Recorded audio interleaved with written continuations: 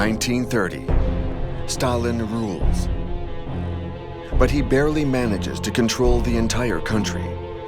He feels he is surrounded by enemies, hunted down by his secret police. Nothing can get in the way of this utopia.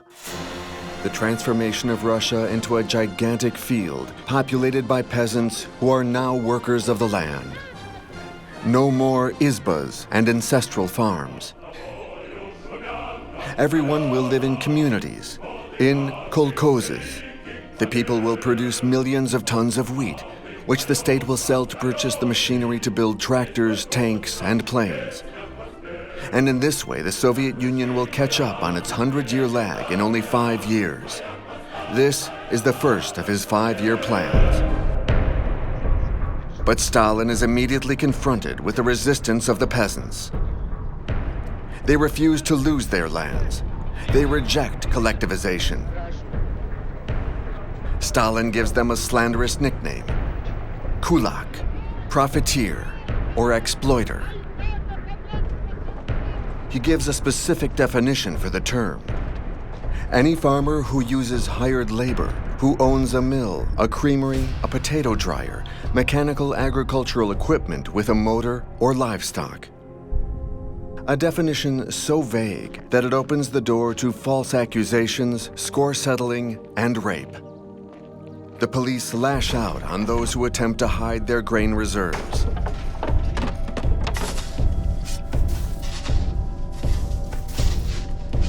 The peasants' resistance is so powerful that the state mobilizes 27,000 dekulakizators, communist militants shipped in from the cities, and a miserable group of day workers paid in spoils.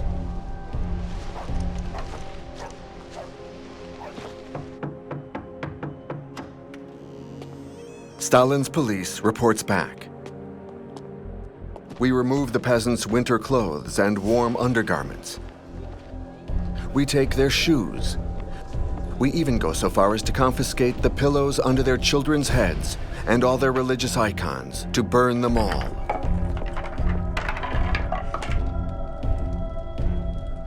Stalin wants to drag the whole population into the crusade against the peasants. He encourages acts of denunciation.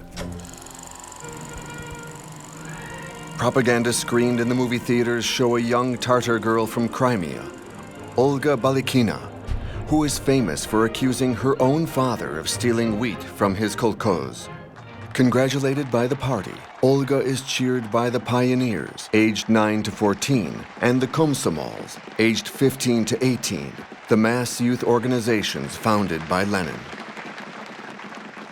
Olga proudly states, "I simply behaved the way all pioneers should behave." She performs the pioneer salute and recites, "Stalin, you are higher than the celestial bodies.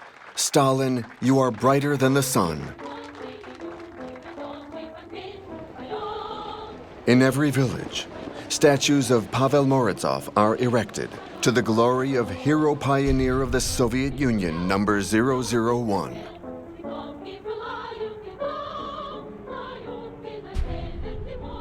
According to legend, largely fabricated by the police, young Pavel gave up his own father, hostile to collectivization, only to be murdered at 14 by his uncle.